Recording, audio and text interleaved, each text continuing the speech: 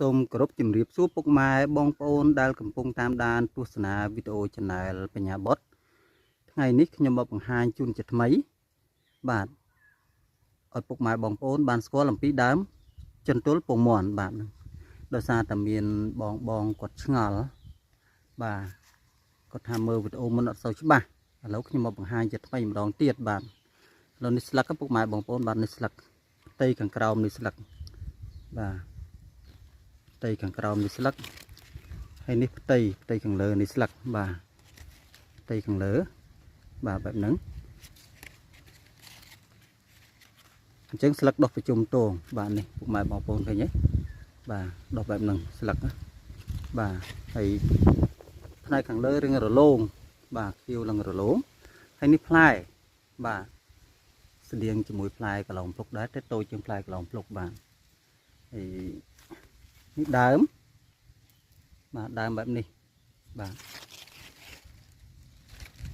ហើយកន្លែងដែលខ្ញុំថតនេះជាប់ជើងភ្នំបាទនេះជើងភ្នំបាទចកេះភ្នំនិងលើភ្នំបាទអញ្ចឹងកន្លែងដែលខ្ញុំថតចិត្តជើងភ្នំបាទហើយពុកម៉ែបងប្អូនអាចរកបានបាទនៅក្បែរជើងភ្នំមិនដឹងថានៅកន្លែងណាខ្លះមានប៉ុន្តែកន្លែងខ្ញុំនេះមានភាគច្រើនគឺតាមជើងភ្នំបាទតាមជើងភ្នំកន្លែងដែលខ្ញុំថតកាលថតឡើងមុនក៏ចិត្តជើងភ្នំបាទអញ្ចឹងចតុលពងមាន់នេះជំរាបជូនពុកម៉ែបងប្អូនផងដែរថាចាស់ពីដើមគាត់ចូលចិត្តយកដើមចតុលពងមាន់ហ្នឹងមកធ្វើជាថ្នាំរក្សាគោះបាទនៅពេលដែលស្ត្រីពោះធំបាទក៏យកចតុលពងមាន់ហ្នឹងមកដាំទឹកស្ងោរហូបធ្វើជាថ្នាំរក្សាគោះបាទហើយពុកម៉ែបងប្អូនចង់រកអាចរកបានហើយបើសិនជាពុកម៉ែបងប្អូនត្រូវការថ្នាំខ្មែរបុរាណផ្សេងក្រៅពីចតុលពងមាន់នឹងទៀតបាទខាងខ្ញុំមានបាទអញ្ចឹងពុកម៉ែបងប្អូនអាចទាក់ទងបានតាមលេខទូរស័ព្ទ097 31 13 046 069 30 21 88ឬក៏អាចចូលមកកាន់ Facebook ឆៃលៀងឆៃលីនិង Page គ្រូសេងថ្នាំឆ្នាំងបាទឬមួយក៏ Telegram តាមរយៈលេខ097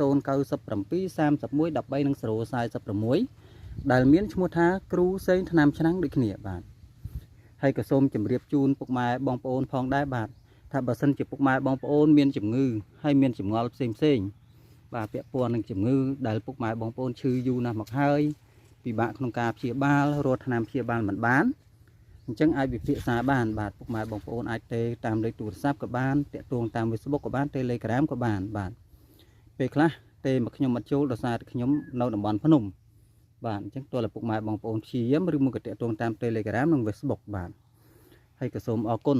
ចំពោះពុកម៉ែបងប្អូនដែលខំចំណាយពេលវេលាក្នុងការតាមដានទស្សនាវីដេអូរបស់ខ្ញុំសូមជូនពរពុកម៉ែបងប្អូនមានសំណាងល្អមានសុខភាពល្អរកស៊ីមានបាននិងអាយុវែងយូរបាទសូមអរគុណ